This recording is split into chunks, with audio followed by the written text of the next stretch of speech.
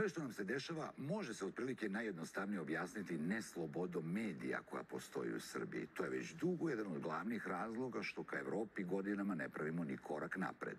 O položaju medija i novinara u Srbiji, poređenju sa primjerima iz savremene Nemačke, koje možda niko ne bi očekivao, u Berlinu ovih dana su razgovarali novinari iz dve zemlje. Ono što se dešava nama ovde, svakako je tamo nezamislivo. Mada, možda ćemo uskoro biti prinuđeni da neka rešenja u nevolji i preslikamo. Crtice iz Berlina donosi naš Željko Veljković.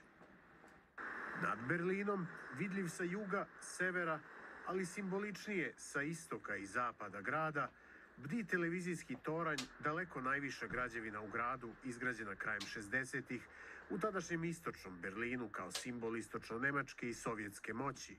U zemlji koja posle februarskih izbora još čeka formiranje nove vlade, osjeća se neizvesnost da li će izvesni budući kancelar Friedrich Merz zemlju moći da vodi sigurnije nego Olaf Scholz, koji nije uspeo da uskoči u prevelike cipele kancelarke Angele Merkel, koja je poput političkog tornja bdila nad celom zemljom punih 16 godina, do 2021.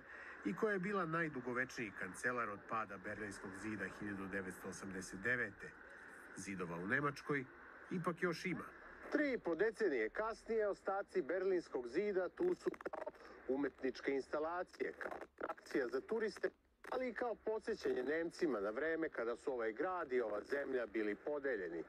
Te podele i danas se mogu videti u pojedinim oblastima, vide se na izborima, ali se vide i kada je reč o položaju medija. Na februarskim izborima krajnje desničarska alternativa za Nemačku, AfD, osvojila je više od 20% glasova. Nedovoljno da dođe do vlasti, dovoljno da izazove zabrinutost ne samo u ostalim partijama, nego kod svih koji drže do slobode i demokratije. Kao da je zid još tu, AfD je najbolje rezultate ostvarila u nekadašnjoj istočnoj Nemačkoj.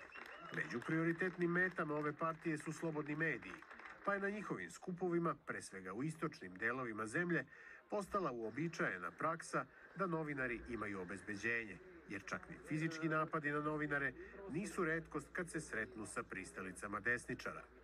Nažalost, to se događa i u Nemačkoj.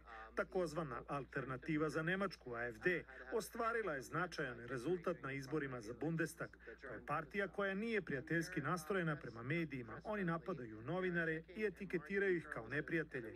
Pokušavaju da spreče svako izveštavanje o njihovim problemima. A to je onda za nas problem kojim moramo da se bavimo.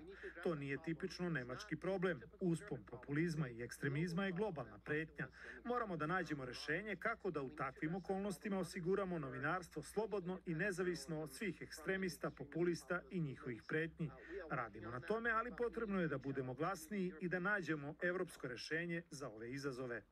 Mika Bojster vodi Nemačku novinarsku asocijaciju koja je istovremeno profesionalno, ali i sindikalno udruženje koje se bavi položajem medijskih radnika. Sa druge strane, Preserat je jedno od najstarijih samoregulatornih medijskih tela u Evropi koje prati kako rade mediji pod sve većim pritiskom i sankcioniše odstupanja od novinarskog kodeksa. Broj žalbi koje je Preserat dobio prošle godine, a bilo ih je više od 2200, govori o rapidnom pogoršanju medijske scene u odnosu na prethodnih nekoliko godina. Ali žalbe nisu jedini problem. Ljudi gube poverenje u medije jer sumnjaju da ih neko kontroliše ili da mediji imaju svoj pravac i agendu. Takođe, problem je naravno i to što ljudi više ne kupuju štampu, a sve ređe plaćaju i pretplatu za online izdanja. Iako ne baš svetlo, stanje u nemačkim medijima izgleda blistavo kada se pogleda iz srpske perspektive. Stvari nama uobičajene, Nemcima su nezamislive. Imate li u medijima kampanje koje vlast organizuje i kojima se targetiraju pojedinci? Ne, tako nešto ne postoji. Mnogo toga što nisu mogli ni da zamisle da može da postoji, čuli su nemački novinari tokom razgovora sa kolegama iz Srbije u Berlinu, a uz Evropsku federaciju novinara u borbi za slobodne medije u Srbiji spremna je da stane i najveća evropska novinarska organizacija sa oko 27.000 članova. Mi kao Evropljani moramo da se držimo zajedno u odbrani dragocenih sloboda, posebno krhke slobode medija.